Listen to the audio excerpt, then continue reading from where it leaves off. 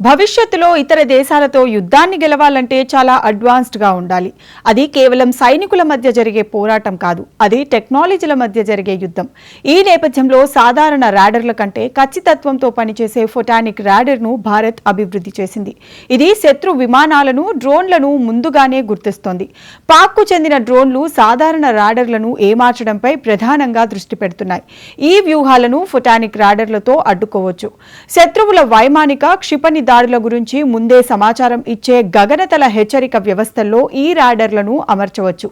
అందువల్ల ముప్పును త్వరగా గుర్తించవచ్చు, హైపర్సోనిక్ అస్త్రాలను పసిగట్టొచ్చు.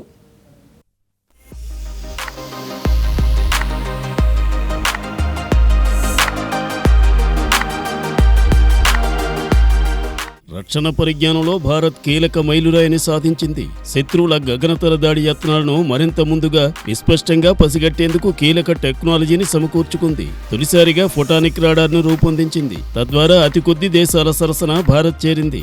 రాడార్లను ఏమార్చే స్టెల్త్ యుద్ధ విమానాలను ఇది ఇట్టే పసిగడుతుంది. శత్రువుల ఎలక్ట్రానిక్ జామింగ్ తంత్రాలకు ఇది లొంగదు. బెంగళూరులో DRDOకు సంబంధించిన electronics and radar development establishment lab దీన్ని అభివృద్ధి చేసింది.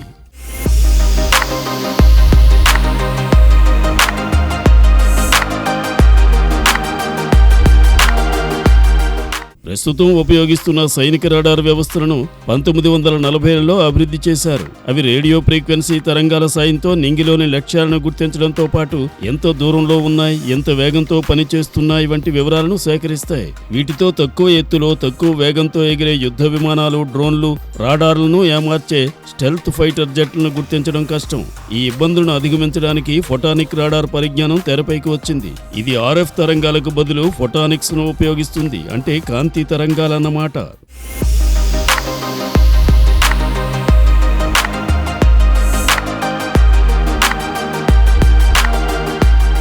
ఇది ప్రధానంగా కాంతిని రాడార్ తరంగాలుగా మారుస్తుంది.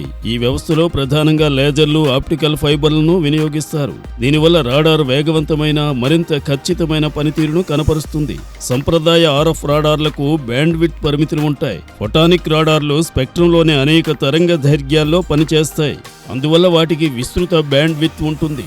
అమెరికా, చైనా, ఇజ్రాయెల్ వంటి దేశాలు ఫోటానిక్ ఆధారిత వ్యవస్థలపై విస్తృతంగా దృష్టి పెట్టాయి.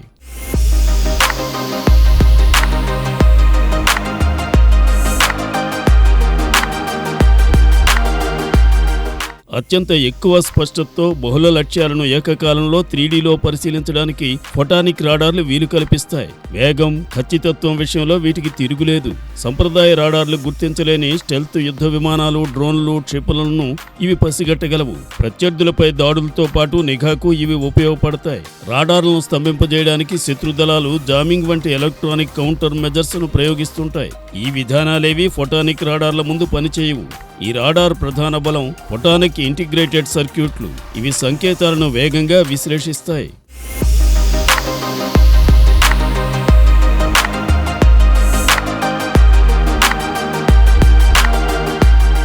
ఫోటానిక్ రాడార్ పనితీరును విశ్లేషించడానికి DRDO ఈ ఏడాది చివరి నుంచి విస్తృతంగా పరీక్షలు నిర్వహించనుంది. పర్వత, తీర ప్రాంతాల్లోనూ ఇవి సాగనున్నాయి. ప్రస్తుతం భారత్ వద్ద ఉన్న ఆకాశ్ తీర వంటి గగనతల రక్షణ వ్యవస్థలతో ఈ రాడార్ అనుసంధానానికి చర్యలు చేపట్టనున్నారు. దేశంలోని అగ్రశ్రేణి యుద్ధ విమానాలైన సుఖోయ్ 30, MKI, రఫేల్, తేజస్సుల్లో దీన్ని అమర్చే వీలుంది.